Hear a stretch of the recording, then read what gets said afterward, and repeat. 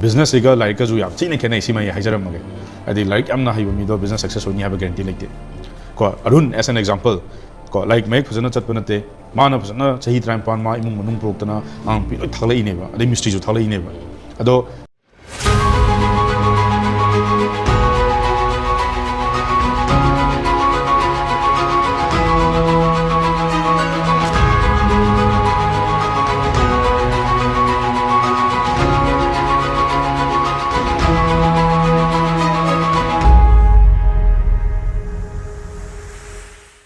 Makhatar for the Nina Runda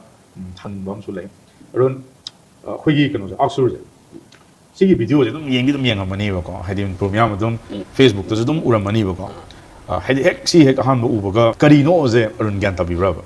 Cari Taurino, Adikana Makana, which is motivation Dorine and a Kazum Haibini. They digital marketing in a Kazum Haibi. They give someone who does oil, cannot put it and as fine as Haibidoneva. Although Arundi, Kamina. Changakrinoba, Hadi, Mam Amasu, Ingram Doneva, say Axel videos, Yamama, don't let money public Tasuka, more than like listening to them money, Satasu, my proper top tailay, Park of the top tailay, Adubu, Anba, Yen Mamatam Dana. Arunadi, Kari can give a quiz heck, Anba Umatamda, Arungi, Kaheta, decision Buharo. I am a thing of a hater. I'm a thing of this or Sargi video on Makatane. Okay. Adusu business to Haitragadi, Han Tangola, Haitibo could buy a tapigedo. Haiba, why do Mokchana and Tavaco in the Tobina could that I automatic pay later. Adutasena, business Haijetasena, Munna Kandaraga, Ozana and Tambiba. I go. Ishagi, Hogi, my partner, Beshapu Toga, Dukan Plom Sanba, they put take her Lauruba, like Shukara Haidena, Kara, Jen Tokens in Doraga, Togi Tabaksim, get away to my power, Tauraga Suga. Saying I do Hijaram get a saying I have the Kulaman of the Numipu Jorongani, Sigi Chajita Rogadi. Sume, Yorong money. Adutasena business at Toge Kalagadi, actually the Biro, I might fight a head chair, she has the Kambiro, Adutasena, Honabadi, Kansi, I Yam Wally, I use level 1, car and a Kanzabi, Adu Kangadawa, Amgadawa, Yam Wally, she had. Nice. Thank you, Arun. Duga Arun the Sokai business ki matang the go, Kramusana Sibuko. I di Quina egg kongs at Hanba, Tangzan Baganego. I di Arun the Society mystery as Soiba, Pasagi as Soiba, ye wholesale, they can lower Krahato of Sindario and Aramba. I di Arun gi business that quite the Maru and Kanzaba Hitariko. My bottom Kalber Maniva. Aruna sea part taking my heck, Omamta Hitaragadi. I did like marketing the Wigera, the sales the Wigera, the employee the Wigera, the operations the Wigera, accounts the Wigera. Though I used to Haiba, I used to Mapanda, I Uza, Siddharth Asekar, the big stretches, the Mam, the Lairik, my arms, the for the last say Tarase, who's put them quite Mum Kangtamatam, I was on the hung and cotton and Tammi. The also Manunga Sokogi, Lairik, staff me, the Yamnung Sigo, saying Heiragasu. Manipurda, Zuzik Tonariba, Kugi, office carving culture, Sepung, Tarade Horga, Pumanga, Matarukamas, the Hanavangataneva. Though a Hoginam once office stocky was a Numidangi Puntara, Tramatoi Baro, Amani Mukse, and so sometimes Tenabinam money, Teneco, Hoi class to select Paisedum, Tramatoi, Baromadidum, Uidanako. Although Manipur said, Kugi leaders say, Krayam Topira Agadi and Pagadom Male. Takbiba, Tambiba, Jumbalambi, the Pubira Pusego. Aduna Arundasu, Sagi business Kimatanga in hanging is. Arungi business the Mato Karamna, Kogi, Asu the Gi, Kamaina, Mating Pangri, the Arunda Amna, White Muba sometimes Waru Sudum Yobiram Mani City, Fama the Laweva, Waru Yobiram Mani, the Gi, Nuaibasu, Penzagi Sudum Yorong Manibako, City Puncina, Saligayum, Akakum City, Muba Kobanina, Late Neva. Ado Arunda. Yamna Nuisa give a Haitariko, I did Mikuba Makati, Labiram Manina, and some Tazai, the Suye, Ado Aruna Karidi share Tomi, I did Quigi Lazariba staff Cresseco, me, Kumama Kuntro Ama, Yamgra Yamoga, also Resudum, Creditum Lazari, or Facebook webs, and leaving a table, or Judum Sari, where the Kangidun, I did Kasueta, Yamna. Hamala put them Kangiram money. Hotron hold and Pamamuktos and leaving a tape, put my pun, I didn't rock to the give a how given ever. Masi office top Yarba, Sagi, Nangi client to na, Pamzaiba, Hido Igera, supporter Igera, Ladenako, Aruna, Kamaina, Ninge, Hedi, Runda Tina give a Ladenako. ꯅꯨꯡꯉꯥꯏꯈꯤꯕ ꯃꯤꯀꯨꯞ ꯑꯣꯏꯇꯥꯔꯒꯁꯨ ꯑꯗꯒꯤ ꯑꯔꯨꯟꯅ ꯈꯤꯇꯪ ꯁꯤꯃꯗꯤ ꯑꯩꯉꯣꯟꯗ ꯌꯥꯝꯅ ꯀꯣ ꯍꯥꯏꯗꯤ ꯃꯥꯏꯀꯩ ꯈꯤꯇꯪ ꯆꯨꯝꯃꯛꯄꯗꯣ ꯈꯤꯇꯪ ꯆꯨꯝꯅ ꯎꯔꯛꯄ ꯑꯃ ꯂꯩꯗꯅ ꯊꯕꯛꯁꯦ ꯁꯨꯝꯗꯤ ꯇꯧꯖꯔꯝꯃꯤꯅꯦꯕ ꯆꯍꯤ 19 ꯇꯧꯔꯝꯃꯤꯅꯤꯗꯅꯀꯣ ꯑꯗꯨꯒ ꯆꯪꯉꯛꯑ ꯃꯇꯨꯡꯗ ꯑꯩꯈꯣꯏꯒꯤ ꯋꯥꯁꯨ ꯑꯗꯨꯝ ꯋꯥꯔꯤꯅꯦꯕ ꯑꯌꯨꯛ ꯅꯨꯡꯊꯤꯟ ꯅꯨꯡꯗꯥꯡ ꯑꯗꯒꯤ ꯋꯥꯏꯐꯅ ꯕꯨꯛꯇ ꯑꯍꯥꯟꯕꯗ ꯁꯞꯄꯣꯔꯠ ꯇꯧꯗꯦ ꯍꯩꯗꯥꯏꯅꯦ ꯀꯩꯅꯣꯗ ꯇꯦꯕꯜꯗꯒ ꯄꯛꯇꯨꯝ ꯇꯨꯝꯃꯦ ꯀꯥꯏꯅ ꯁꯨꯝ ꯉꯁꯥꯏ ꯍꯥꯏꯗꯅꯀꯣ ꯑꯗꯣ ꯅꯪꯒꯤ ꯀꯩ ꯍꯥꯏꯇꯥꯔꯦ ꯈꯤꯇꯪ ꯃꯥꯏꯀꯩ ꯆꯨꯝꯃꯛꯄ ꯑꯃ ꯂꯩꯗꯅꯀꯣ ꯑꯗꯨꯗꯤ ꯀꯃꯥꯏꯅ ꯆꯨꯝꯃꯛꯈꯤ ꯍꯥꯏꯗꯤ ꯃꯥꯏꯀꯩ ꯆꯨꯝꯃꯛꯄꯒꯤ ꯃꯇꯥꯡꯁꯤꯗ ꯑꯥꯎꯠꯁꯨꯔꯗ ꯑꯣꯐꯂꯥꯏꯟꯗ 3 days ꯑꯃꯈꯛ ꯁꯤꯜꯂꯦ ꯑꯩꯈꯣꯏ ꯃꯤꯗꯨ 20 ꯑꯕꯞ ꯁꯨꯃꯥꯏꯅ ꯑꯣꯏꯗꯧ ꯃꯥꯜꯂꯦ ꯑꯣꯅꯔꯒ ꯁꯦꯜ ꯀꯥꯡꯕꯨꯒ ꯁꯤꯒꯤ ꯃꯇꯥꯡꯁꯤꯗ ꯃꯥꯏ ꯄ꯭ꯔꯗꯛꯁꯦ ꯑꯃꯃꯝ ꯂꯣꯏ ꯁꯨꯅ ꯐꯤꯠ ꯇꯧꯕꯤꯔꯝꯕ ꯍꯥꯏꯇꯥꯔꯦ ꯑꯦꯋꯥꯔꯅꯦꯁꯀ ꯀꯣꯟꯅꯅ ꯑꯗꯨꯒꯤ ꯅꯨꯃꯤꯠꯁꯤꯗ ꯔꯟ ꯀꯃꯥꯏꯅ ꯇꯧꯗꯒꯦ ꯍꯥꯏꯕꯒꯤ ꯏꯁꯥꯗ ꯄꯪꯖꯜꯂ ꯂꯩꯔꯝꯕꯗꯣ ꯗꯥꯏꯔꯦꯛ ꯎꯕ ꯐꯪꯕ ꯍꯥꯏꯇꯥꯔꯦ ꯃꯤ ꯑꯗꯨꯁꯨ ꯃꯤ ꯑꯃꯃꯝꯒꯤ ꯄ꯭ꯔꯗꯛ ꯑꯃꯃꯝꯒꯤ ꯅꯥꯟꯅ ꯁꯤꯟꯅꯕꯤꯕ 3 days ꯒꯤ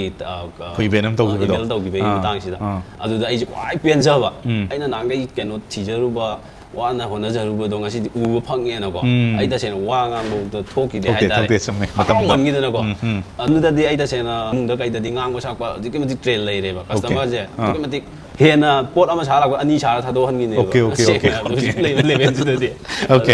ꯑꯗꯣ ꯅꯨꯃꯤꯠꯇꯨꯗ ꯑꯩ ꯈ꯭ꯋꯥꯏ ꯍꯔꯥꯎꯕ ꯋꯥ ꯉꯥꯡꯕ ꯊꯣꯛꯇꯦ ꯍꯔꯥꯎꯃꯟꯗꯅ ꯑꯗꯨꯒ ꯏꯊꯟꯗ ꯂꯃꯥꯡꯗ ꯊꯣꯛꯑꯒ ꯄꯦꯟꯒꯦ ꯅꯨꯡꯉꯥꯏ ꯅꯥꯏꯁ ꯁꯣ ꯀꯩꯅꯣꯒꯤ ꯃꯗꯨꯒꯤ ꯏꯚꯦꯟꯇꯣ ꯀꯣ ꯑꯩꯁꯨ ꯅꯤꯡꯁꯤꯡꯉꯤ ꯍꯥꯏꯗꯤ ꯃꯇꯝꯗꯨꯗ ꯑꯩꯈꯣꯏꯁꯦ ꯑꯍꯤꯡ ꯑꯅꯤꯃꯨꯛꯁꯨ ꯇꯨꯝꯗꯦꯕ ꯀꯩꯒꯤꯅꯣ ꯍꯥꯏꯇꯥꯔꯦ ꯄ꯭ꯔꯗꯛꯇꯩ ꯈꯜꯂꯦ ꯀꯁꯇꯃꯔꯗꯒꯤ ꯑꯗꯒꯤ ꯚꯤꯗꯤꯑꯣ ꯕꯨꯛꯇ ꯑꯩꯈꯣꯏ ꯏꯗꯤꯠ ꯇꯧꯔꯒ ꯄꯤꯕꯒꯨꯝ ꯇꯧꯕꯅꯦ ꯁ꯭ꯀ꯭ꯔꯤꯞꯀ ꯂꯣꯏꯅꯃꯛ ꯀꯣꯟꯅꯔꯀꯣ ꯑꯗꯒꯤ ꯑꯃꯨꯛꯇ ꯇꯦꯟꯈ꯭ꯔꯕ ꯅꯨꯃꯤꯠꯇꯨꯗ ꯑꯌꯥꯝꯕ ꯑꯗꯨꯗ ꯃꯤ 100ꯃꯨꯛ ꯌꯥꯎꯔꯝꯒꯅꯤꯀꯣ ꯑꯩ ꯂꯥꯜꯂꯝꯕ ꯌꯥꯏ ꯃꯁꯤꯡ ꯑꯃꯅꯤꯒꯨꯝꯕ ꯇꯧꯔꯁꯨ 11 12 19 ꯁꯨꯃꯥꯏꯅ ꯂꯩꯔꯝꯒꯅꯤꯕ ꯃꯤ ꯑꯃꯃꯝꯒꯤ ꯂꯣꯏꯅꯃꯛ ꯔꯦꯗꯤꯃꯦꯗꯇ ꯄꯤꯔꯀꯥꯟꯗ ꯃꯥꯒꯤ ꯄ꯭ꯔꯗꯛꯁꯦ ꯌꯣꯟꯅꯕꯅ ꯑꯌꯥꯝꯕꯅꯁꯨ ꯌꯣꯜꯂꯤꯀꯣ 3 daysꯗ ꯑꯩꯁꯨ ꯄꯤꯛꯑꯞ ꯐꯖꯅ ꯇꯧꯍꯧꯏꯀꯣ ꯑꯗꯒꯤ ꯁꯤꯗꯩꯁꯤꯗ ꯁꯦꯜꯁꯨ ꯑꯃꯨꯛ ꯇꯝꯕꯤꯕꯅꯦꯕ ꯂꯥꯏꯐꯇ ꯑꯃꯨꯛ ꯇꯧꯗꯣꯏꯅꯦ ꯑꯩꯈꯣꯏꯒꯤ ꯒ꯭ꯔꯨꯞ ꯄꯨꯜꯂꯀꯥꯟꯗ ꯇꯧꯗꯣꯏꯅꯦ ꯇꯤꯝ ꯁꯦꯝꯃꯒ ꯇꯧꯕꯗꯣ ꯇꯤꯝ ꯁꯦꯝꯕꯗꯣ ꯑꯗꯨꯒꯤ ꯃꯇꯥꯡꯗꯒꯤ ꯑꯃꯨꯛ ꯍꯦꯟꯅ ꯄꯦꯟꯕ ꯍꯥꯏꯇꯥꯔꯦ ꯂꯥꯁ ꯗꯦꯒꯤꯗꯨꯗ ꯑꯗꯒꯤ ꯑꯇꯣꯞꯄ ꯃꯌꯥꯝꯁꯨ ꯑꯗꯨꯝ ꯅꯨꯡꯉꯥꯏꯕꯤꯔꯝꯒꯅꯤꯅ ꯈꯜꯂꯦ ꯑꯗꯨꯒ ꯅꯨꯃꯤꯠ ꯍꯨꯝꯅꯤꯗꯨꯗ ꯑꯩꯈꯣꯏꯒꯤ ꯁꯥꯏꯠꯇꯒꯤꯁꯨ ꯌꯥꯝ ꯋꯥꯅ ꯇꯧꯖꯈꯤꯕ ꯑꯃꯈꯛ ꯑꯣꯏꯈꯤ ꯁ꯭ꯇꯥꯐ ꯂꯩꯔꯤꯕ ꯃꯌꯥꯝꯁꯦ ꯑꯃꯃꯝꯗꯨꯒꯤ ꯐꯖꯅ ꯇꯧꯈꯤꯕꯀꯣ ꯃꯆꯥ ꯈꯥꯏꯅ ꯃꯥꯏ ꯁꯔꯨꯛꯇꯣ ꯂꯣꯏ ꯄꯤꯕꯤ ꯑꯗꯨꯒ ꯃꯃꯥꯡꯗ ꯑꯩꯈꯣꯏꯒꯤ ꯑꯉꯥꯡ ꯑꯇꯣꯞꯄ ꯍꯥꯏꯇꯥꯔꯦ ꯃꯣꯏꯅ ꯇꯝꯃꯨꯕꯗꯨꯒ ꯑꯗꯩ ꯑꯩꯅ ꯇꯧꯔꯛꯄ ꯑꯗꯨꯒ ꯃꯣꯏꯅꯁꯨ ꯈꯤꯇꯪꯗꯤ ꯈꯦꯠꯅꯩ ꯀꯃꯥꯏꯅ ꯇꯧꯔꯤꯅꯣ ꯀꯥꯟꯗ ꯑꯩꯉꯣꯟꯗ ꯍꯪꯉꯛꯄꯁꯨ ꯑꯗꯨꯝ ꯌꯥꯎꯋꯦꯕ ꯑꯩꯗꯤ ꯍꯪꯕ ꯑꯉꯥꯡ ꯑꯣꯏꯒꯦꯔꯥ ꯑꯍꯜ ꯑꯣꯏꯒꯦꯔꯥ ꯑꯩꯅ ꯈꯪꯅꯤꯡꯉꯗꯤꯀꯣ ꯑꯦꯅꯤ ꯖꯒꯥ ꯑꯃ ꯆꯪꯁꯤꯜꯂꯒ ꯑꯗꯨꯝ ꯍꯪꯕꯅꯤꯅ ꯑꯗꯣ ꯁꯨꯃꯥꯏꯅ ꯅꯣꯂꯦꯖꯇꯤ ꯑꯗꯨꯝ ꯐꯖꯅ ꯇꯥꯛꯄꯤꯔꯛꯑꯦ ꯑꯗꯒꯤ ꯁꯤꯗꯕꯨꯛꯇ ꯑꯃꯨꯛ ꯑꯩꯈꯣꯏꯁꯤꯗ ꯑꯃꯨꯛ ꯊꯤꯅ ꯉꯥꯡꯕꯤꯕꯁꯨ ꯑꯃꯨꯛ ꯌꯥꯎꯔꯤꯅꯦꯕ ꯑꯩꯈꯣꯏꯒꯤ ꯃꯤ ꯃꯌꯥꯝꯁꯤꯅꯀꯣ ꯑꯗꯒꯤ ꯑꯗꯨꯝ ꯉꯥꯡꯖꯁꯅꯨ ꯃꯣꯏꯁꯨ ꯃꯣꯏꯒꯤ ꯄꯦꯟꯗꯗꯅ ꯉꯥꯡꯖꯔꯤꯅꯤ ꯀꯣ ꯑꯩꯁꯨ ꯏꯁꯣꯔꯃꯛꯇꯤ ꯅꯠꯇꯕꯅꯤꯅ ꯃꯤ 1,000 ꯑꯃ 2 ꯑꯃ 3 ꯑꯃ ꯀꯝꯃꯨꯅꯤꯇꯤꯗ ꯌꯥꯎꯈꯠꯂꯛꯑꯕꯅꯤ나 ꯃꯇꯝꯁꯦ ꯁꯝꯇꯥꯏꯝꯁ ꯐꯣꯟ ꯇꯧꯔꯛꯄ ꯃꯇꯝꯗ ꯄꯥꯏꯍꯧꯗꯕꯁꯦ ꯌꯥꯝ ꯋꯥꯔꯧꯅꯩꯌꯦꯕ ꯀꯣ ꯑꯗꯒꯤ ꯃꯦꯁꯦꯖ ꯑꯃ ꯊꯥꯔꯨꯕ ꯃꯇꯝꯗ ꯍꯟꯕꯤꯔꯛꯇꯕ ꯃꯇꯝꯗ ꯌꯥꯝ ꯋꯥꯔꯧꯖꯕꯗꯣꯀꯣ ꯑꯗꯨꯅ ꯍꯥꯏꯗꯤ ꯑꯗꯨꯅꯕꯨ ꯑꯩꯒꯤ ꯇꯤꯝ ꯂꯩꯖꯔꯛꯏꯅꯦꯕ ꯅꯠꯇ꯭ꯔꯒꯗꯤ ꯏꯊꯟꯗꯅ ꯑꯥꯎꯠꯁꯣꯔꯗꯒꯤ ꯂꯩꯔꯤꯕ ꯁꯥꯇ꯭ꯔ ꯃꯌꯥꯝꯗꯣ ꯑꯩ ꯀꯃꯥꯏꯅ ꯃꯦꯅꯦꯖ ꯇꯧꯒꯅꯤ ꯑꯗꯣ ꯁꯥꯔ ꯑꯩꯒꯤ ꯑꯄꯦꯟꯕ ꯑꯃꯁꯨ ꯂꯩꯈꯤ ꯑꯩꯗꯤ ꯈꯔ ꯑꯗꯨꯝ ꯈꯥꯡꯕ ꯀꯟꯕꯅꯤꯅ ꯑꯗꯨꯝ ꯁꯞꯄꯣꯔꯠ ꯂꯧꯕ ꯃꯇꯝꯁꯤꯗ ꯀꯣꯜ ꯇꯧꯕ ꯃꯣꯏ ꯃꯁꯦꯟꯁꯨ ꯑꯗꯨꯝ ꯁꯥꯔ ꯃꯤꯁ ꯈꯔꯗꯤ ꯅꯣꯛꯑꯝꯒꯅꯤ ꯑꯃ ꯆꯠꯇ꯭ꯔ ꯑꯃꯗ ꯇꯧꯔꯒ ꯍꯥꯏꯕꯒꯤ ꯃꯑꯣꯡꯗꯀꯣ ꯑꯩ ꯈꯪꯗꯕꯁꯦ ꯎꯄꯥꯏ ꯑꯃ ꯇꯧꯔꯒ ꯉꯥꯛꯇꯪ ꯋꯥꯍꯩ ꯑꯝꯇꯪ ꯍꯥꯏꯔꯛ ꯇꯥꯔꯗꯤ ꯑꯩ ꯁꯣꯝꯗ ꯑꯩꯒꯤ ꯄꯜꯂ ꯂꯩꯕꯗꯣ ꯂꯥꯟꯊꯣꯛꯀꯅꯤ ꯈꯟꯕꯒꯤ ꯇꯧꯕꯀꯣ ꯑꯗꯨꯗ ꯑꯌꯨꯛ ꯇꯧꯕꯁꯤꯅ ꯅꯨꯡꯊꯤꯟ ꯁꯟꯗꯥꯋꯥꯏꯔꯝꯗ ꯅꯪ ꯀꯩ ꯍꯥꯏꯅꯤꯡꯒꯦ ꯀꯥꯟꯗ ꯁꯞꯄꯣꯔꯠ ꯑꯃꯨꯛ ꯇꯣꯉꯥꯟꯅ ꯑꯩꯅ ꯊꯕꯛ ꯍꯥꯡꯉꯀꯥꯟꯗꯨꯗ ꯑꯃꯨꯛ ꯇꯧꯕꯤꯔꯛꯄꯗꯣ ꯑꯗꯨꯒꯤ ꯅꯨꯡꯉꯥꯏꯖꯕ ꯑꯗꯒꯤ ꯋꯥꯈꯜ ꯄꯜꯂꯝꯕ ꯄꯣꯠꯇꯣ ꯁ꯭ꯇꯦꯞ ꯑꯃꯃꯨꯛ ꯂꯥꯟꯊꯣꯛꯄꯗꯣ ꯑꯗꯨꯒꯤ ꯍꯔꯥꯎꯕꯗꯣ ꯑꯥꯎꯠꯁꯨꯗ ꯇꯧꯕꯤꯔꯤꯕ ꯍꯧꯖꯤꯛ ꯇꯝꯕꯤꯔꯤꯕ ꯃꯌꯥꯝꯁꯤꯁꯨ ꯇꯁꯦꯡꯅ ꯐꯥꯎꯔꯛꯈꯤꯅꯤ ꯇꯁꯦꯡꯅ ꯑꯗꯨꯝ ꯑꯩꯈꯣꯏꯒꯤ ꯁꯞꯄꯣꯔꯠ ꯂꯧꯕꯤꯌꯣ ꯁꯞꯄꯣꯔꯠ ꯌꯥꯎꯗꯅ ꯃꯥꯏ ꯄꯥꯛꯅꯤꯗꯤ ꯈꯜꯂꯨꯔꯅꯨ ꯑꯗꯨꯒ ꯌꯥꯝ ꯅꯨꯡꯉꯥꯏ ꯀꯩꯅꯣꯁꯦ ꯋꯥꯔꯤꯁꯦ ꯑꯗꯨꯒ ꯃꯈꯥ ꯇꯥꯔꯛꯄꯗ ꯑꯔꯨꯟꯗ ꯑꯩꯅ ꯍꯪꯖꯅꯤꯡꯕ ꯑꯃꯈꯛ ꯂꯩ ꯃꯗꯨꯗꯤ ꯑꯩꯈꯣꯏꯅ ꯅꯍꯥꯟꯗꯒꯤ ꯕꯤꯖꯤꯅꯦꯁ ꯇꯧꯔꯝꯃꯤꯕ ꯃꯌꯥꯝꯁꯦꯀꯣ ꯑꯔꯨꯟꯁꯨ ꯃꯌꯥꯝ ꯎꯔꯝꯃꯅꯤ ꯍꯧꯖꯤꯛꯇꯤ ꯀꯔꯤꯅꯣ ꯕꯤꯖꯤꯅꯦꯁ ꯇꯁꯦꯡꯅ ꯇꯧꯔꯤꯔꯥ ꯑꯩꯈꯣꯏꯁꯦ ꯅꯠꯇ꯭ꯔꯒ ꯃꯁꯤ ꯑꯔꯨꯟꯒꯤ ꯋꯥꯈꯜꯂꯣꯟꯗꯅꯦꯀꯣ ꯍꯥꯏꯗꯤ ꯕꯤꯖꯤꯅꯦꯁ ꯐꯖꯅ ꯇꯧꯕ ꯃꯤꯁꯨ ꯃꯌꯥꯝ ꯌꯥꯎꯋꯦꯕꯀꯣ ꯉꯁꯥꯏ ꯑꯔꯨꯟꯒꯤꯗꯗꯤ ꯌꯥꯝ ꯀ꯭ꯂꯤꯌꯔ ꯑꯣꯏꯈ꯭ꯔꯦ ꯍꯥꯏꯗꯤ ꯑꯩꯒꯤꯗꯤ ꯚꯤꯖꯟ ꯐꯖꯅ ꯂꯩꯈ꯭ꯔꯦ ꯇꯧꯗꯣꯔꯤꯕ ꯄꯣꯠꯁꯦ ꯀꯗꯥꯏꯕꯨꯛꯅꯣꯁꯦ ꯐꯖꯅ ꯎꯈ꯭ꯔꯦꯕ ꯅꯠꯇ꯭ꯔꯥ ꯑꯗꯨꯅ ꯑꯩꯈꯣꯏꯒꯤ ꯍꯧꯒꯠꯂꯛꯏꯕ ꯅꯍꯥ ꯃꯌꯥꯝ ꯍꯥꯏꯇꯥꯔꯦ ꯑꯗꯒꯤ ꯑꯩꯈꯣꯏꯅ ꯕꯤꯖꯤꯅꯦꯁꯅꯦꯅ ꯆꯪꯉꯛꯏꯕ ꯃꯌꯥꯝꯁꯦꯀꯣ ꯃꯣꯏꯗ ꯑꯗꯒꯤ ꯑꯔꯨꯟ ꯆꯍꯤ 19ꯒꯤ ꯃꯇꯨꯡꯗꯅꯦꯕ ꯑꯩꯈꯣꯏ ꯊꯦꯡꯅꯔꯛꯏꯁꯦ ꯑꯗꯣ ꯁꯤꯗꯩꯁꯤꯗ ꯃꯣꯏꯗꯁꯨ ꯁꯣꯏꯗꯅꯕ ꯍꯥꯏꯇꯥꯔꯦꯀꯣ ꯍꯥꯏꯗꯤ ꯑꯔꯨꯟꯒꯤꯁꯨ ꯄ꯭ꯔꯣꯕ꯭ꯂꯦꯝ ꯌꯥꯝ ꯂꯩꯈ꯭ꯔꯦꯕ ꯍꯦꯛ ꯉꯜꯂꯛꯄꯗꯒꯤꯅ ꯀꯩꯅꯣꯐꯧꯗ ꯑꯍꯜ ꯂꯃꯟ ꯉꯟꯅ ꯀꯥꯏꯅꯈ꯭ꯔꯦ ꯂꯥꯏꯔꯤꯛ ꯂꯥꯏꯁꯨ ꯌꯥꯝ ꯐꯖꯅ ꯇꯝꯃꯛꯇꯅ ꯇꯧꯔꯛꯄ ꯅꯠꯇꯦꯀꯣ ꯑꯗꯣ business siga Lairik kazu yam chine khenai sima ya hajaram mage adi Lairik amna haiba mi do business success honi have guarantee like ko Arun as an example ko like make phasana chat panate mana phasana chahi tram pan ma imung manung proktana ang pi thalai ne ba adi mystery ju thalai ne ba ado Lairik ka business ka je ko yam khenai na hai hoi basic ko ba like to di khang da ya da khra to di si khang bi ga dong ni to go do business phasana torok da di bu like tam dar su yabra na ina sum khanjai ko ai dalam basu yai to go do bai na sum experience thina ko tam da like book tam draga su business phasana to ge hai tar ga di hiram da phasana khang bam di darkar di ori da bai dra ne adi to jadri ba hiram ji da khang da ga di kamai tong ne hiram da master di direct oi da ga di wa adi du su nong da hi bi yaro di ne sum ka hai tar matam gi matung ina sum ti tambam ni le pa yaro do ni ba adi nong da perfect oi di yaro matam chang ni pasha chang ni pressure ju dum chang do ni da na family gi support sa heavy gi ju jam chome aduna Arun da su sahi tram ban tarom ba business to ga adugi matung da khoi ga muk thing na re da na ko sidai sida atop mi su han film da dum rem de ne ba nang na so gi ba mayam do si gi je Aruna khachang or su ko kan ge ha ba mi mateng pang ge na hai tar de Arun kari kari di tawam thoi den tak na thambio na ai gi de di ai gi oina di ta sena han lai min na ba su min na ga oja ma da tamor ga han ai gi chama na ba chajat tu da som chat lai ga di chokhat pa hai ge dong do oi ra roi a hen ba ai ba do la roi a hen ba la ke hai tar ga di lai ba thak tu mun na khangdok pi ro adu ga karamna business line da changani kai kai polam change hai ji isana hana sasto biro okay darka oi bu khak lamaga oja do khanga kan da tamma kan da thu nu mai pa kan ne ba natabida lambi khang da bi da tamba lai ang khan lo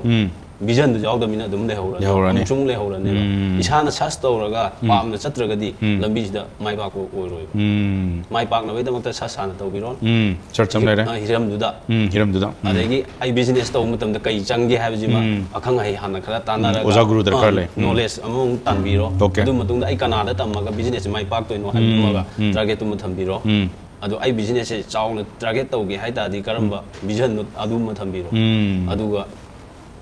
oja khanbiro sini ai go nice fazai ko Arun ji hai do han ma da ai gu masi gi hiram ji da na ko mai pa ge hai tar ge hana na research to bi ne hiram ji matang da to udori ba thabak ti matang na research to bi ba ani su ba da ai ngon da darkar lei ba hai tar business am tor matam tor ko da kari darkar lei ge hai ba sa gi macha am sangi da na ko adi ai hai re ne ta thu ba da aduna di yaroi da na adi injang am thong ba so khona kai hai tar ti lo chanam sing adu da mai recipe me am changi ba adum su lei re ko legi mo ahum su ba da sagi aina tam godori ba oja ji su sana thi bam ju darkar oi ri ba hiram ji gi matang da mong na tam bi tar ga di mai je pak tu ne ba adu number 4 da na sa heavy do vision je fasana clear oi ba aina ta uduri ba target je fasana chum mam di darkar oi da na ko adu ai tar ga di mai pak ne ha ba sina me am Arun gi mantra ni ko adi hiram ma thaudo ma ta ba thaba ma fasana tauge na hai tar ga di viewers me am da su Arun na hai sa yam phajai han ba da tawduri ba hiram di matang da fasana khang ba Tizandana, Kochandana, Mina Kamanto, Karito, the research was Mapsana, Han, the number 1 business holder can in general. The Yanishu with the Tauduriba, Hiram to the Kari Changi, having him a tanga, to Kambi, business am Taudormina, Adu Adamasu, Yam Changi to neighbor.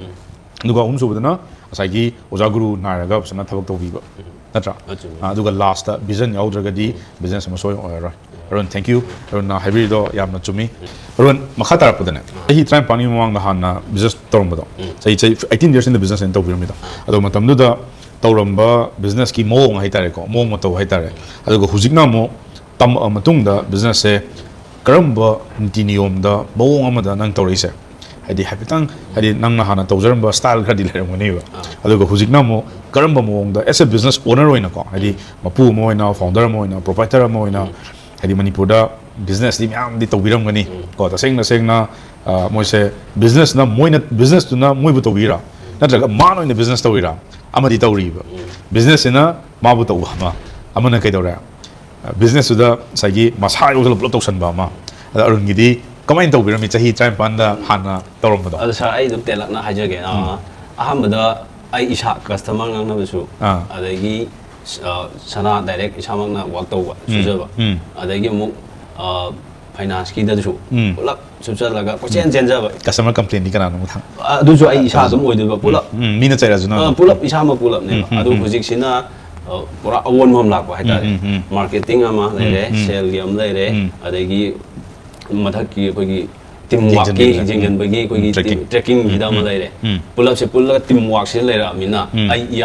ai isamak se hojik se yaudra su lai thopu ya re nice haidi mamang gai dana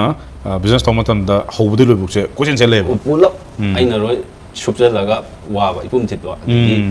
phan marang kai na ka da ba hojikna arun yaudra ga su business se dum am kum na ran tor ko hai tare adoi tari myam somna na handi business to na hai do somna business se tawira na tra business to wira si question jima ai viewers myam joi hangjage ba arun hana chahi tram pani mang da business to matam da marketing masana tawre sales masana tawre customer ki support su masana pire sana sabu su masana sajale ba adoi tari di business se growth to je duki mati kwani kaigumba arun je nar e na har se ba arun business mu khaja thaba yagra hojiki oina di makha sa thaba yara ni isa yaudramina adu mamangi system do itardi ai yaudadi dum lepe adu ta manipur su business owner am leer moidra haidi massage yorge di ai jo aham ba ina for the last like chahi se 8 years hai tare ko 8 years ki mamang se ai se gurgaon gi khoi gi ai office da aina sales story ge ai yam noi jai ba ko thaba ma to matam da ai ma yaw ba se odu to man ba da haidi hob je to ui ba min to je ka pien da ba ne ba sum nang ju dum khan birang mani nang ai oksal ga di sana ga je khara phasana to bi to man ba ko aduga ai hek yaw da ba na kano me ta ho ba hai tare si je dum thopirang mani na khale ai khoi gi manipur da business to bi ba mayam business harga isa jina nongam de numi tabu nai bane ba si da family gi matam labor na kwain to gi family only mom dai da ngak dang chak charam dai du gi thang do tham biram ni adu cha ni ai ne thawak loi ko de moi war ko tha re ale angang gi si ji mu wa le ha bi do isau lang na su dum yaw re mane timing cha dar mi na mane adu gi problem aron si da ina hani team je jam important noi team je to ke important oi re di ai isa je thabak to step lam ba jana bai da mak ko team tham ba je am dara ga oi re loina ma haijan ma da ka roi bra ba machine ma thau ta di phongdar mo itar ga di sagi yum ma sa matam da loin ma haite da na tal sabna tas ki thabiram mani adagi rang sangmana rang gi mystery adagi mai gi ko si je ton mai gi kala nga tane ba ado mapu du di mana pa sadu puthoni mai yum do salak tu ne ba do main to na khoina manipur gi business owner ma am ju nang loin ma haitra ga ju na nang gi haizari ba parto do phasana master to haita bu na nang gi tim mam thang pe ai da na adu targadi somna hengwai nari lak pa matam da adagi kai gum ba thodo ma imung da na yor ko matam da songi business adum som da depend to target som je khoi gi ka hetare trap ne ba si je aduna arun tabu da soyam nuai ko hojik tim ga leidana adai arun yorok traga su arun gi business adum run tor pase ko arun ID yam penjai nang na smaina mi ga hire to kholak na marketing gi mi lek pa sales gi lek pa adai gi founder na track tor si adum nang gi business na growth or ge nang mi sudum hakol kani ba aduna last ta aina haning se arun mi hoi ba ko buni na nang ju nomadi pichibi je nang thadom doine ba matam se da arun se kari haina mayam sina sethani ko arun si pichibi se aju nong chat ki doine ba arun nong ma arun ko ing si ba adi mung manung ba ma loi thadom ga arun je chakra matung da mayam na arun je kari ne na sona hogani ai gi changjalak ba awan wai pulap loina sastor matung da ba ai gi wina hajar gi ba arun jewellery gi founder ni na ko sona halaga sumaina thamjan ni nice amsungam ni da arun ja hengwai thadok ram tung da arun jewellery gi founder se arun lotong bam na le hu ne ba hadi su na cham am le hu ni na ko very nice aduga arun gi future hai tare ko hadi future da arun jewellery se kamaina ga di ubi ge arun na hadi expansion hadi chokolok pagi kano do gera leidana ko arun na chahi ID for the next like chahi ahum ama mari mai matung da arun jewellery se kamaina karamba level da gadi pot ke kaina di khanbiri ge branch ki type to ko district ama da sum arun jewellery ga na chmaina di franchise ki type to da adu maina thada ge na di isa da khanjari adu ngambasu oi ge ma'am is ngambasu oi ni ko ID manipur gi lejari ba lam ma'am sida district koina district khuding da thamak poiro lam da leidana ko sida branch oina thamak ke na khali nice very nice am thagani ngai ne duga arun gi jasu hujai arun su thabak ma'am pibiram mani ko manipur gi khoi gi naha ma'am hai tare dumaina arun su khoi gi thabak tawjaning ba hai tare ko haidi sanagi matang da boiro adigi any kanagumba mana tamjage hai tar su arun adu mateng pangba ya dune ba adu gi ai dum welcome to yani ba okay duga makha tarak da arun dege ne message sam khak ningi ko Manipurgi miyam amadi Oxford hojik tamjari ba satra miyam se ko hadi moi miyam se ko arunna ngammaga moina ke dugi ngamoi jeno hojiki matamda angang am se like ti dum hayeba iba pa lo thui ne ba arun de du adu buk thok tri ne ba ko kamaina arunna bengali maron de iramaga hojikna english de ire ne ba arunna ngammaga ne moi sida lehuri ba ngasi ngamdre na haisa moi kaidu bai ngamdjano moi se aduga moi ju ngambam di thok tra ba adagi mo Oxford changbo ki yam ju lei de ne bus moi gi do kano ta si zai na thena ge ba arun gi friend am khak lei ma le ko ya khamba ma jo koi sa ta hoji pudi ma yang mai re sa ma de ki na pakhat ta na ga hoji pudi harau harau da na pai tau da na adagi ma yam mai na dum ai na sum u da mai ui ba ko ado moi na so la na mo sum u bi ne mo sai da hing nung nung dang khang da ge ko khang ko na ri adagi khajik ta oi tar so manipur sida hoji job people ngam de aso pick cover sigi company jana mi kun tar hoji chu mi lama am wa di ko for the last year to jar ko sida ko na mi se kun tar ko ma hoji thok pi dana leiri full time ni adagi hek tambal oi ko de intern zoom pi ni aduga mo bichu mi ko ri mi kun ma sales ki marketing ki operations ki adagi HR ki accounting ki mam tori apply to ge adumain to na arun gi suna for sida ko gi job pi se ro arun di kyamu ka di pi bang ni do ai che hojik ki oi di hau ko lak pata ngai ri den ko sei ka pa ni to la de adu di asu de chang ko di only 6 month ha di hai ta re iti enden ma matam ne si de ado next ki year ji da di ta chena khar do su ai ha pangam ne lo je hojik buk ta dum happy ne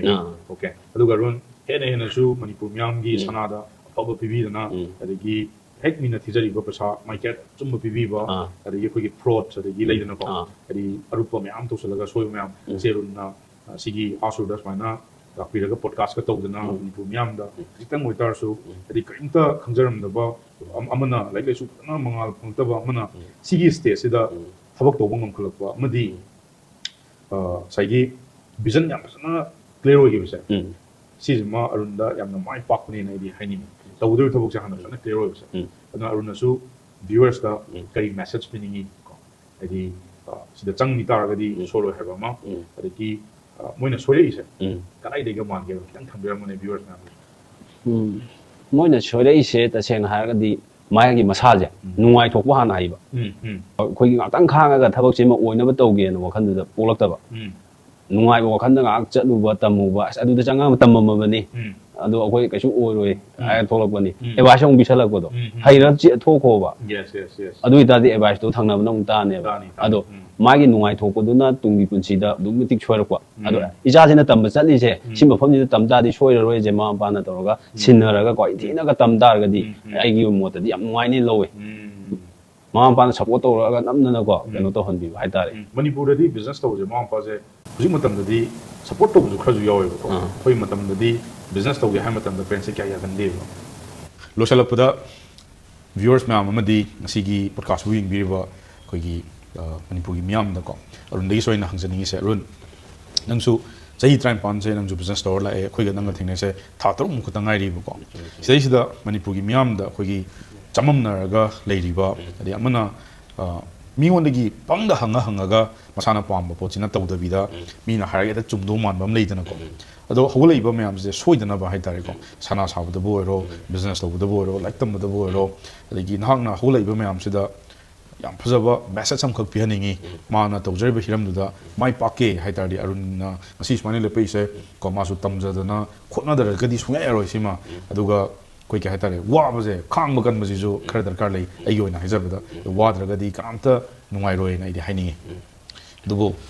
si arun si gi stage yo re isa matau karamna kari wakhalon da haidi arun changbi rei no aduga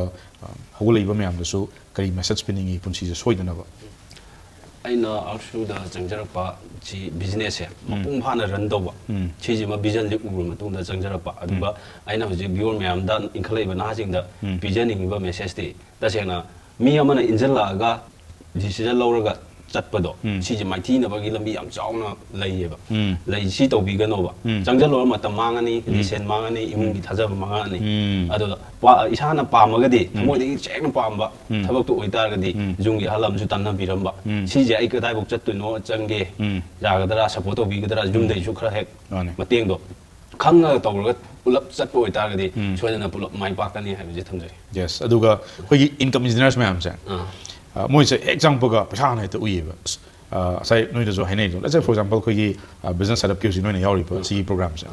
sidai sida aksu da bai ta chang aga di pasha je ekda tho do gi mong de ta uiba stham da pasha thon bi ai numit mangani da pasha thon bi ko sigumba kano se wakhalon se arun gi kano da kai tare wakhalon da kamaina thamning khoi gi special oina income engineers mayam da haibiro ba arun ju income engineers amani da na pasha thongning da ba myoi ba sangsar ji da kanam le loi thongning nga ta ne ba tawgadabu pasado thoke hai targidi adu da chang da ba khadi leiri ba taseng da seng na moi tawrong madra sine ba questions adu moi si je chen thoke hai da di masa makna thabak to taw da ba yauri ba thokti thok chaning ba adu thokpo do kitang khangaga ai tawdu ba thabak si kai no je chap chana sinara iba po se pangtho ma tung da ai region phangni natra phangde hai do masa na decision do low biro se ni adu low kan da sel thokpagi timing lakko da ai sen thong ame do isana thajadragadi kamaina chume chume mai pakani yam phazai aduga arun hena su ngasi arun asida changbirei ba asura changbirei se ko khoi jup sana hadi khoi gi di tam se loiba nai de aduga amuktang thizagi pa fees hai tare ko sijina khangru mathang gi page lak dum yaw ya doi ne ba tawgada bu asura failure to say number 1 give up tawa ma number 2 au hari ba thabak se ko masana mu khalaki doi ne ba chumi na analysis paralysis tor pa ma masagi gyan bu thor pa ma aduga last ta saigi khara changjalluraga kana gumba amana support tor to matam da imungi pressure lak matam da khang bangam da na to ki bu kongai ma lei ne aduna ayona di number 1 ko isana chap yungna lepiro ko runju yengbi bu myam su aduga aina chap yungna lepi do hadi pasana planning to honingi ba kamaina khongje kamain thang siga plan tor matung da aina nungti khajik khajik tawjari ba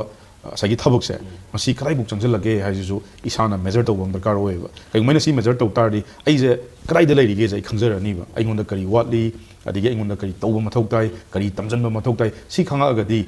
nang ngonda khoi gi maning hala roi nang mamang ngonda dum changjal ani ba kai gino tamdoi se am watli ko myam ai so dum tamjari aduga ai gi satra myam da so haijaning bam khak lai tawri ba thabak tu gi matang ga yamna kupna naina ba adige mana khang hi pasana tanabi ba hiram du da already tawgi ba mi si tana haninge kaino matam se yam pamui paisa su yam pamui si ani je set tawge hai tardi phaba oja amasu darkar tai na ki punsi da aduna run hena su mai pakpoi biro ko adigi